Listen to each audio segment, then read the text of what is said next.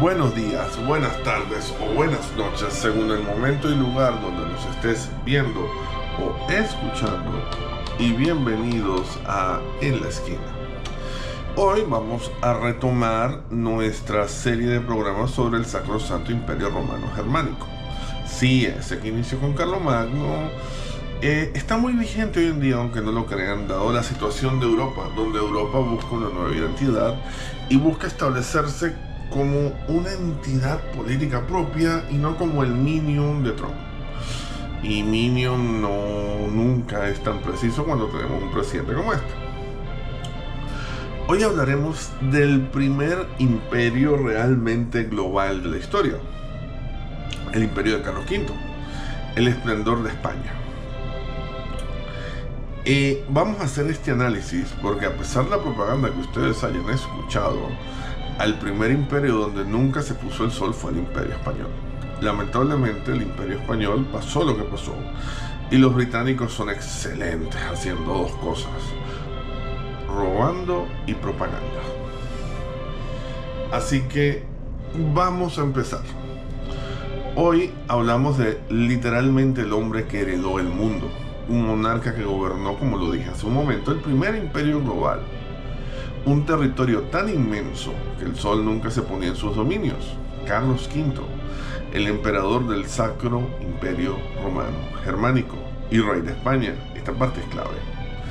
Este es el relato de un poder hegemónico sin precedente en la historia. En la historia ningún hombre había sido tan poderoso como Carlos V, y es algo de lo que muchos aspirantes a emperador deberían aprender. ¿Por qué? Porque los retos que enfrentó Carlos V son los mismos que enfrenta cualquier persona que quiere un imperio global. Solo que la excusa de Carlos V es que para él eran nuevos.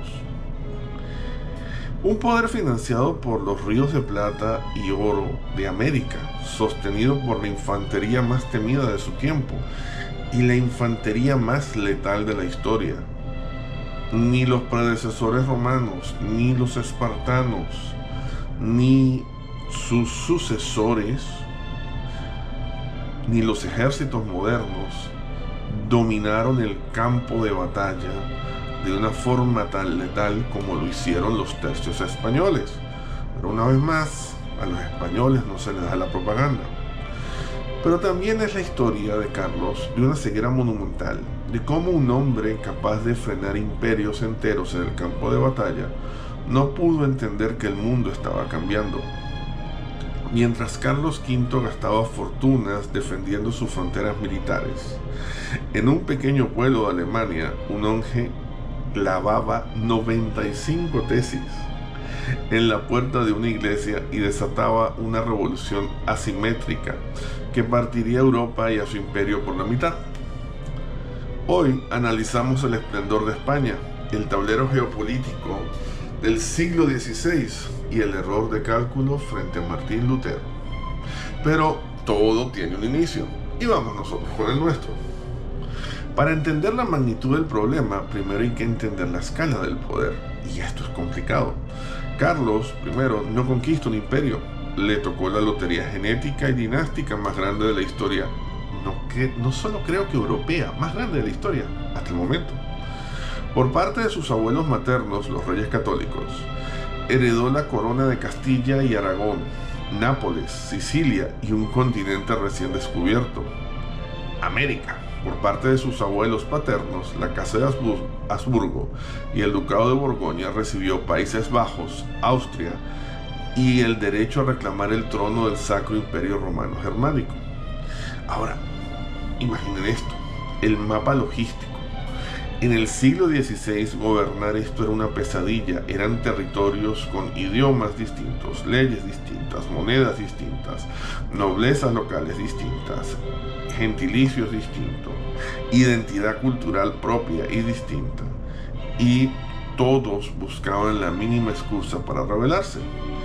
Y aquí entra el factor fundamental: la aún no nacida España.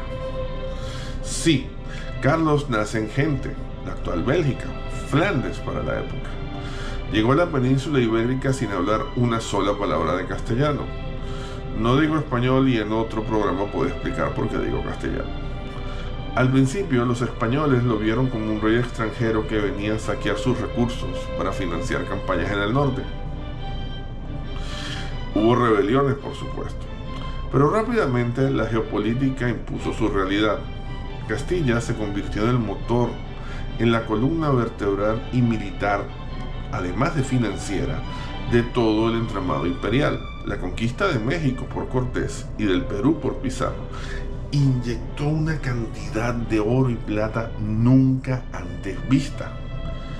Y además, el tamaño del mundo, y esto es difícil de comprender hoy en día, pero el tamaño del mundo creció porque una de las pocas cosas que no puedes producir en la economía es tierra. La tierra es finita, como lo es hoy, como lo era en ese momento, simplemente que ellos no comprendían toda la dimensión de la tierra hasta que Colón accidentalmente se consigue con América. Entonces, Carlos utilizaba esta maquinaria para sostener la hegemonía de Europa. Esta maquinaria era España. España puso el oro, la plata y la sangre. Era la superpotencia indiscutible de la época. Repito, yo sé que ustedes oirán que no ha habido un país más rico como cierto país del norte gobernado por cierto presidente naranja, pero no. El poder y la riqueza que tenía España en el siglo XVI no ha sido disputado en la historia. Pero tener el mundo entero en tus manos significa tener enemigo en todas las fronteras. Y tus fronteras están en todo el mundo. Carlos V pasó su vida entera a caballo, literalmente. Su reinado fue su reinado fue un ejercicio perpetuo de apagar incendios en múltiples frentes. Su estrategia geopolítica era defensiva, mantener la herencia intacta para heredar a sus hijos, valga la redundancia, y defender la cristiandad bajo la autoridad del Papa. Carlos basó su reinado solo en esas dos premisas: heredar la integridad de su imperio y defender la cristiandad. El primer enemigo, o el primer gran enemigo de Carlos, era Francia, bajo el mando de Francisco I. Francia estaba rodeada. Si miras el mapa de la época, los dominios de Carlos V estrangulaban el territorio francés por el sur, el este y el norte. Francisco estaba obsesionado con romper este cerco, lo que llevó décadas de guerras devastadoras por el control del norte de Italia. El segundo jugador importante era el Imperio Otomano, liderado por Solimán el Magnífico. El Imperio Otomano merece un capítulo aparte, y creo que si ustedes están de acuerdo, lo voy a hacer al cerrar este capítulo del Sacrosanto Imperio Romano, que estamos casi al final, y cerrar dos pequeños capítulos que tengo en vista. Pero ok, los otomanos estaban en la gloria de su imperio, es decir, en su cenit. Dominaban el Mediterráneo oriental y avanzaban implacablemente por los Balcanes. En 1529 llegaron a poner sitio a la misma ciudad de Viena. Y no sé si los europeos modernos están conscientes, pero imaginen el Imperio Otomano, cuya capital es Estambul, llegar a las puertas de Viena, en el propio corazón de Europa, el corazón de los dominios austríacos de los Habsburgo. Aquí es donde podemos empezar a analizar el gran error de cálculo del emperador Carlos V. Era un hombre medieval operando en el Renacimiento. Veía las amenazas en términos tradicionales: ejércitos, flotas, cañones, caballería pesada y fortificaciones. Su atención estaba completamente absorbida por las fronteras con Francia y el Islam. Por eso, cuando le llegan las noticias de cierto monje agustino estaba causando alboroto en la región de Sajonia, criticando la venta de indulgencias por parte de la iglesia, Carlos no le dio mucha importancia. Para él, el hombre más poderoso de la tierra, Martín Lutero, era solo un problema menor, la periferia, una disputa de clérigos sin influencia. Y aquí, este error de subestimar este problema le costaría al imperio. Es gracioso porque su gran obsesión era mantener la integridad del imperio. Pero hablemos un poco de Martín Lutero. Martín Lutero hace públicas sus 95 tesis. Lo que empezó como una crítica a la corrupción de Roma rápidamente escaló a un cuestionamiento total de la autoridad del Papa. Y como ustedes recuerdan, la autoridad del Papa es la que respalda a la autoridad del Sacrosanto Imperio Romano Germánico. Así que era una disputa a la autoridad del emperador en persona. Carlos y Lutero finalmente se ven las caras en 1521 en la Dieta de Worms.